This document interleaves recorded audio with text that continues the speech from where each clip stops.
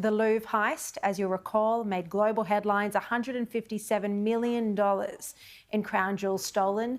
And now in the latest development, there have been 2 arrests that overnight. And joining us now from London is Tom Slater, Spiked Online editor. Tom, great to see you again. So what do we know about the 2 who've been arrested and if they are part of a wider network?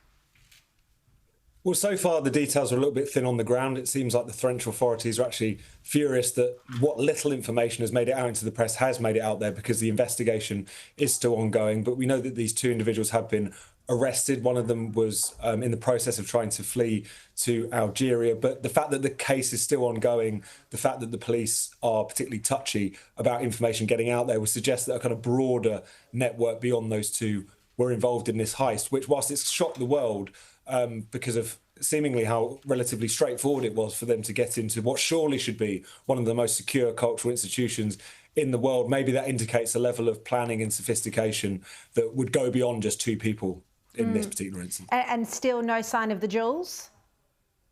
Not so far, but again, I think this is something that we'll learn in the days and hours coming forth, because the idea that they could have been completely kind of lost to them, even though these 2 were apprehended relatively quickly, would beg a belief. But this story has already begged belief on so many different levels, given how anyone managed to pull this off in the first place. Yeah, and already George Clooney's kind of spoken about maybe being in a movie for it, turning it into a film.